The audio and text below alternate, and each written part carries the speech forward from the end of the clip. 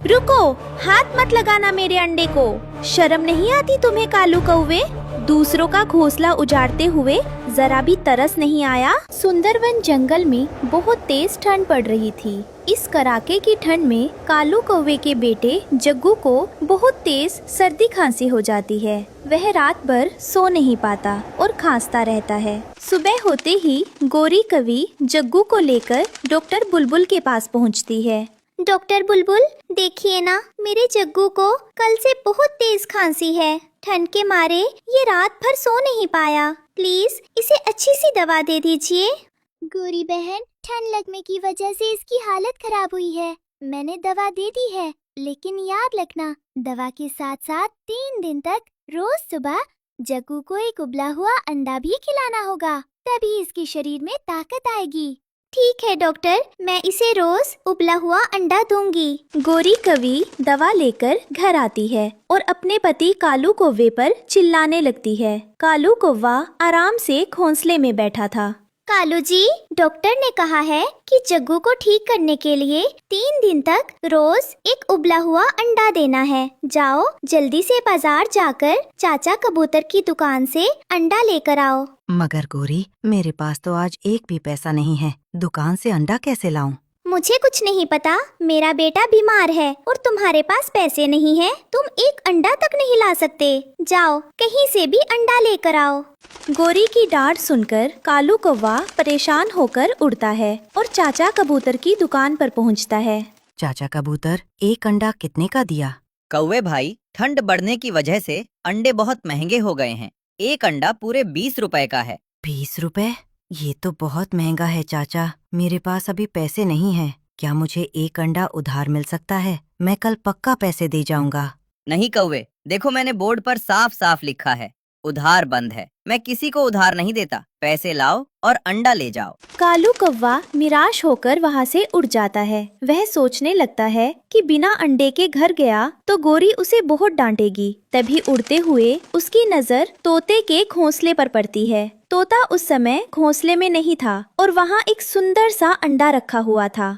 अगर मैं ये अंडा चुपके से चुरा लूं तो मेरा काम भी हो जाएगा, जग्गू भी ठीक हो जाएगा और गोरी की डांट भी नहीं सुननी पड़ेगी। कालू कौवा इधर उधर देखता है और मौका पाकर तोते का अंडा अपनी चोंच में दबाकर वहाँ से तेजी से भाग जाता है। वह घर पहुंचकर अंडा गोरी को दे देता है। अरे वाह, आप इतनी जल्दी अंडा ले भी आए, कहाँ से लाए? वो मैं चाचा कबूतर की दुकान से ही लाया हूँ। गोरी कवि जल्दी से अंडा उबालती है और जग्गू को खिला देती है। अंडा खाकर जग्गू को बहुत आराम मिलता है। उधर जब तोता नदी से पानी पीकर वापस अपने घोंसले में लौटता है तो वहाँ अंडा ना देखकर दंग रह जाता है। वह जोर जोर से रोने लगता है। हाय, मैं बर्बाद हो गया। मेरा अंडा कहाँ गया? कोई जालिम मेरा अंडा चुरा कर ले गया। तोता रोता हुआ सीधे रानो चिड़िया के पास जाता है। रानो चिड़िया जंगल की सबसे समझदार और मददगार चिड़िया थी। क्या हुआ तोते भैया, आप इस तरह रो क्यों रहे हो? रानू बहन, मैं थोड़ी देर के लिए नदी पर पानी पीने गया था।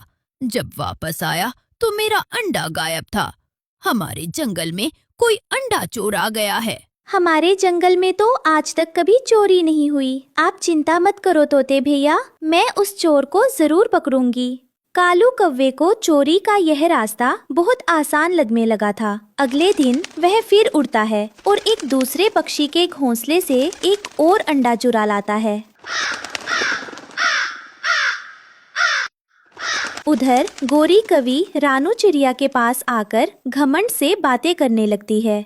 पता है रानू, मेरा जग्गू अब काफी ठीक है। मैं उसे समय पर दवा भी दे रही हूँ और कल से रोज सुबह उबला हुआ अंडा भी खिला रही हूँ।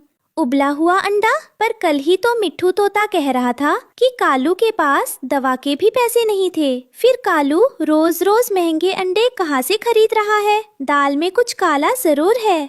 रानू चिड़िया का शक पक्का हो जाता है। वह सच जानने के लिए तुरंत उड़कर चाचा कबूतर की दुकान पर जाती है। चाचा कबूतर, क्या कालू कौवा आपसे रोज अंडे खरीद कर ले जा रहा है? अरे कहाँ रानू बहन, कालू तो कल आया था, लेकिन अंडे का भाव सुनकर डर गया उसके पास पैसे नहीं थे, इसलिए वो बिना अंडा लिए ही वापस चला गया था। उसने मुझसे कोई अंडा नहीं खरीदा। इसका मतलब मेरा शक बिल्कुल सही था। वो कालू कौवा ही चोर है, जो बाजार से अंडा खरीदने के बजाय गरीब पक्षियों के घोंसले उजाड़ रहा है। मुझे उसे रंगे हाथों पकड़ना होगा। अगले दिन सुबह रानू चिड़िया छुपकर कालू कौवे के घोंसले पर नजर रखती है।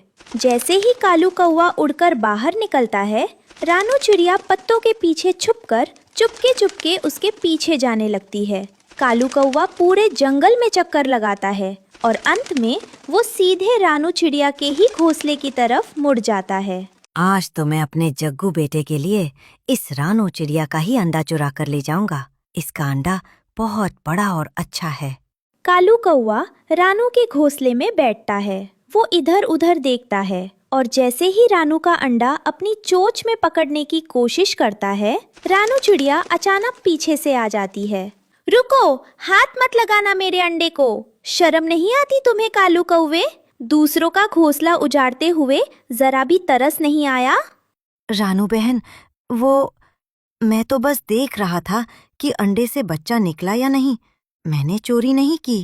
ची ची ची, आओ सब पक्षियों आओ, देखो हमारे जंगल का अंडा चोर मिल गया है। ये कालू कौवा ही चोर है। रानू चिड़िया की आवाज सुनकर तोता और जंगल के बाकी सभी पक्षी वहां पहुंच जाते हैं। तोता कालू कौवे को देखकर गुस्से से लाल पीला हो जाता है। अच्छा, तो मेरा मासूम अंडा तुमने ही चुराया था। तुमने मेरे बच्चे को मुझसे छीन लिया। मैं तुम्हें नहीं छोड़ूंगा। गुस्से में आकर तोता और बाकी सभी पक्षी मिलकर कालू कौवे पर टूट पड़ते हैं। सब मिलकर उसकी जमकर पिटाई कर देते हैं। कालू जमीन पर गिर जाता है और दर्द से तड़पने लगता है। तभी शोर सुनकर गोरी कवि भी वहां पहुंच जाती है। मुझे मत मारो गोरी। ओ गोरी, मुझे बचाओ। देखो, ये सब मुझे मार रहे हैं। नहीं कालू, मैं तुम्हें नहीं बचाऊंगी। चंद रुपयों के लिए तुमने चोरी का रास्ता चुना और दूसरों के घर उजाड़ दिए। एक चोर की यही सजा होनी चाहिए। तुमने पूरे कौवा समाज का सिर शर्म से झुका दिया है। कालू कौवे को चोरी करने का बहुत ही भयानक और दर्दनाक सबक मिलता है। वो कान पकड़कर सबके सामने रोते हुए माफी मांगता है और कसम खाता है कि वो कभी किसी की चीज नहीं चुराएगा। जंगल के सभी पक्षी अब सुरक्षित हो जाते हैं और शांति से रहने लगते हैं। इस कहानी से हमें सीख मिलती है कि चोरी करना बहुत बड़ी बुराई और पाप है। हमारी मजबूरी चाहे कितनी भी बड़ी क्यों ना हो, हमें कभी भी किसी दूसरे की चीज या हक नहीं छीनना चाहिए, क्योंकि गलत काम का अंजाम हमेशा बहुत बुरा होता है।